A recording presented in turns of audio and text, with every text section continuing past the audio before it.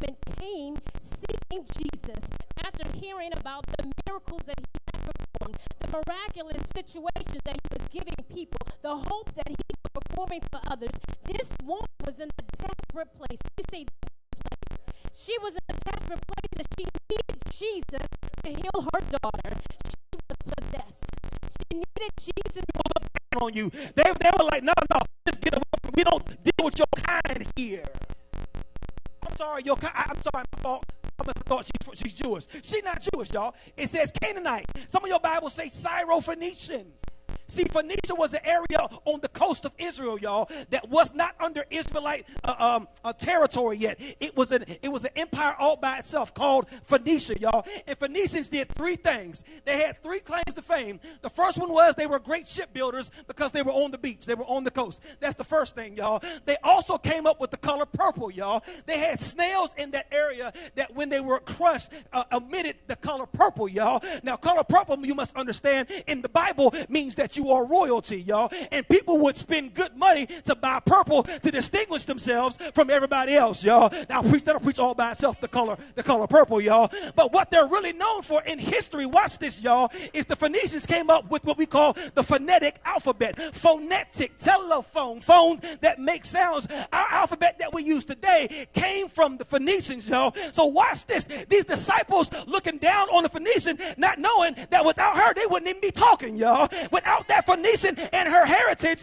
they wouldn't be speaking to each other, y'all. So don't matter when people look down on you. You got to know your own history, y'all. You got to know where you come from, y'all. And it's interesting in the text when Jesus says, I didn't come but for the house of Israel. Jesus is testing him and the disciples to remind them, I came for Greek, the Jew, the Gentile, and everybody in between. So tell you, I gotta be persistent. I gotta be persistent. Because watch this, I am somebody. No, see, some of y'all ain't say it. Y'all don't believe me on nobody. Say, I am somebody. I am somebody. Well, why? Because I'm fearfully and wonderfully made. God made me in his image, y'all. So I look just like God. In other words, I am somebody. So this Phoenician woman said, hold on, wait 1 minute. I might not be a disciple. Matter of fact, I'm a woman in this time period, which is a whole nother story. But I am somebody. And I'm not leaving until I get what I came for.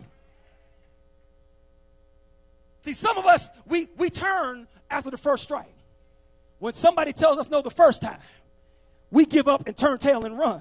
But I believe my sister in the text gives me an example, Lady B, that we're not going to take no. So watch this. There's something I learned from my baby that I'm still working on. When my baby ever called customer service for anything, I walk out the room. Because I already know it's getting ready to be a 35-minute conversation. Because she's not taking no for an answer.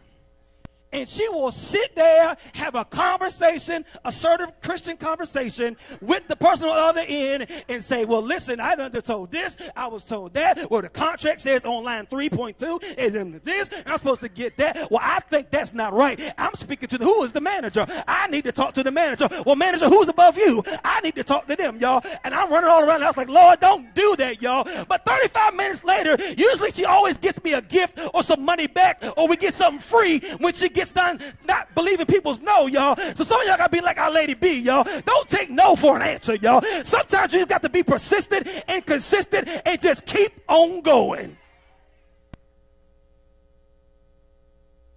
After 19 years, I didn't caught on, y'all. I didn't caught on. After 19 years, y'all. Because there's something about being persistent. Because what God has for you is for you. It says, they not responding. She's getting on the disciples' nerves. She's an outsider. And then Jesus has the nerve to say, look at this. I'm only sent to the lost sheep of the house of Israel. But she came back and said, no, Lord. Help me. And look at the next verse. It's my third point. I'm almost done. She says, no. Help me, Lord. Watch this. My always question was, how did she know that Jesus was who he was? Somehow, even in the Gentile areas, the word had gotten out that there's a brother out here who can heal you of your disease. He's out here unstopping deaf ears. He's healing blinded eyes. She didn't go to no church. She's a Gentile at the time in Phoenicia. She didn't know protocol. She just knows and heard that if I get to this brother, I have a chance for my situation to change. And my thesis for today, piggybacking on Lady B, is that will you do what you got to do to get what you need?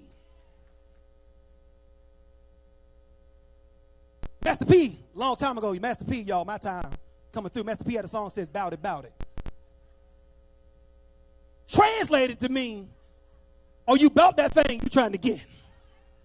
Will you do, with the help of the Lord, what you got to do to get the fix to your situation? I'm talking to somebody out here, y'all, because some of us too scared so many times, y'all. We get nervous, we get sweaty, we turn back before God has said no, before God has closed the door. God opened the door, and we still get nervous and scared. And I want to ask you, are you bout it on today? Like the Phoenician woman, I'm going to get Jesus. God bless you, Jesus. I know you somebody special. I came to get an answer. If it ain't from you, I need it from them. If it ain't from them, call somebody. My baby is getting healed on today, and I ain't leaving until y'all get me what I came for.